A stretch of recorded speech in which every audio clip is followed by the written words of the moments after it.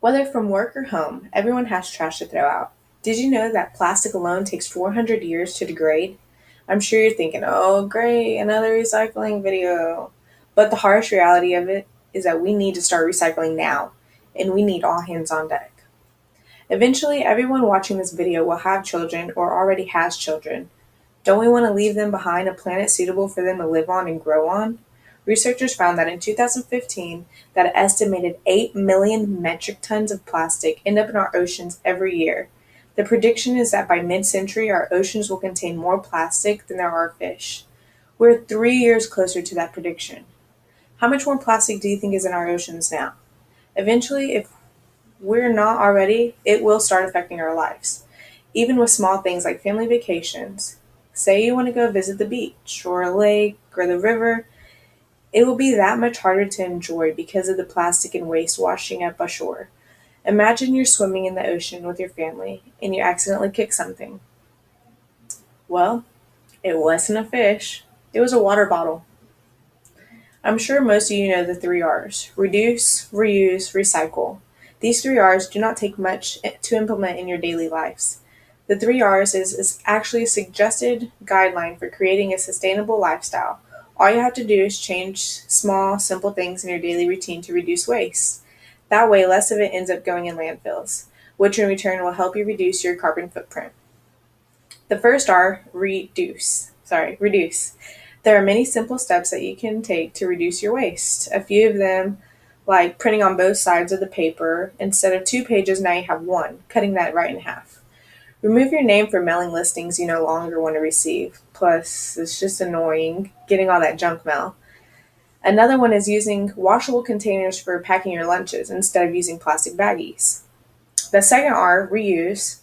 When you're out shopping, think about if your item's packaging could possibly be reused for something else. For example, the plastic containers our pods of soap come in. They could be used to store nuts and bolts in the garage. Even glass bottles, such as milk bottles or alcohol bottles, they could be used to be change in, like the glass milk bottle that I have. Actually, I've had this glass milk bottle since I was about 5 years old. It's, let's see, Promised Land Dairy. And you can see that I put my change in it. It's pretty low because I've actually recently gone to, Coinstar, and gotten dollars for my change. And you can see at the top of the bottle, it's kind of like wax. My dad, when I was younger, he used to put some kind of cap on it. He'd put wax over the cap and then melt the wax and make a little slit for me to drop coins in. When it would get to the top, then we'd peel back the cap. But the cap was, for me to not take out my coins. Anyways, I've had this bottle for about, 20 years. And I've used it ever since then. Never been thrown away. I think it had milk in it once. But even on the bottle, let me see. It says, please rinse and return for deposit.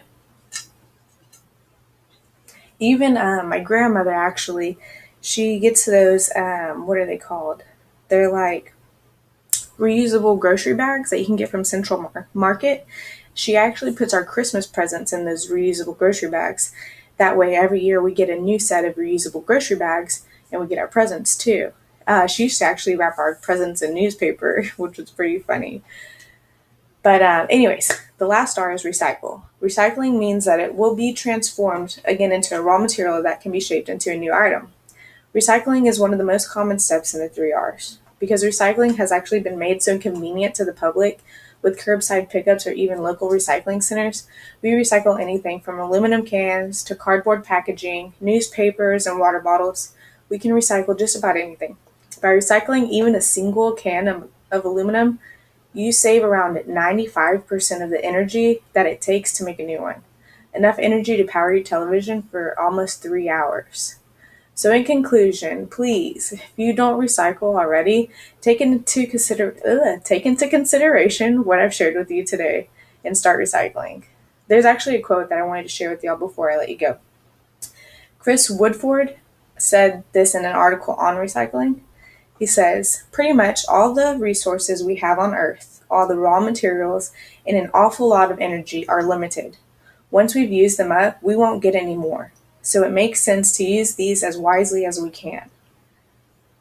And my references are going to be the article on recycling by Chris Woodford, the National Geographic article, a whopping 91% of plastic isn't recycled, and Conserve Energy Future article, the Reduce, Reuse, Recycle Waste of Hierarchy.